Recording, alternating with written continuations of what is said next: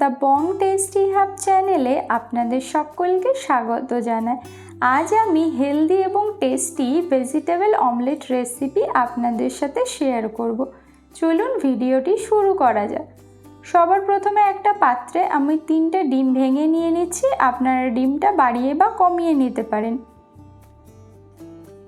এবার আমি এর মধ্যে দিয়ে দিচ্ছি স্বাদ অনুযায়ী লবণ, দিয়ে দিচ্ছি 1/4 টিস্পুন গোলমরিচ গুঁড়ো, দিয়ে দিচ্ছি 1/4 টিস্পুন গরম মশলা গুঁড়ো।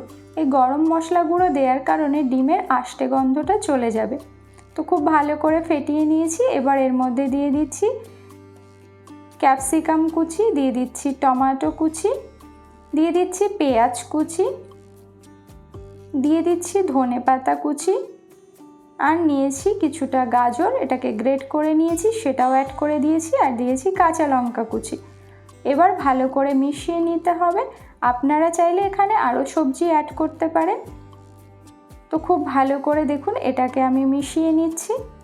তো মেশানো কমপ্লিট হয়ে গেছে। এবার এটাকে ফ্রাই করব। তার জন্য গ্যাসে একটা প্যান বসিয়েছি। প্যানটা খুব ভালো করে গরম করে এর মধ্যে দিয়ে দিচ্ছি সাদা তেল। তেলের পরিমাণটা এখানে কম ব্যবহার করতে হবে। তেলটা ভালো করে গরম হয়ে এলে ডিমের মিশ্রণটা অ্যাড করে দিতে হবে। দিয়ে এটাকে প্যানের মধ্যে খুব ভালো করে সেট করে নিতে হবে। এই রেসিপিটি আপনারা বাচ্চাদের টিফিন বক্সে কিংবা সকালের ব্রেকফাস্ট হোক বা সন্ধ্যাবেলার টিফিন খুব অনায়াসে বানিয়ে নিতে পারে। এটা বানাতে খুবই কম সময় লাগে এবং খেতেও কিন্তু সুস্বাদু হয়।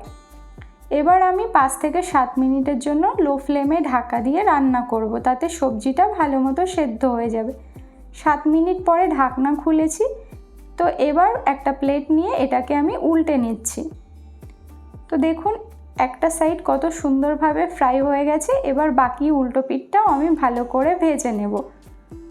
তো অতি অবশ্যই ফ্লেমটাকে লোতে রেখে আবারও 5 থেকে 7 মিনিটের জন্য ঢাকা দিয়ে দিয়েছি।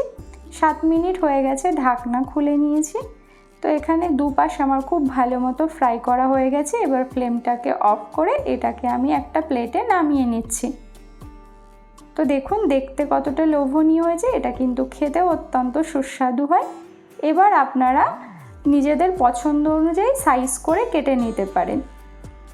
বাচ্চা থেকে বড় সবার কিন্তু খুবই পছন্দ হবে এই রেসিপিটি। তো আপনারা অবশ্যই বাড়িতে ট্রাই করবেন। তো দেখুন দেখতে কতটা সুন্দর হয়েছে।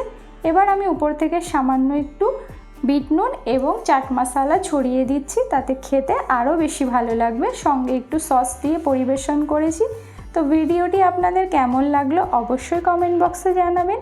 যদি ভালো লেগে থাকে তাহলে লাইক করবেন, কমেন্ট করবেন, শেয়ার করবেন।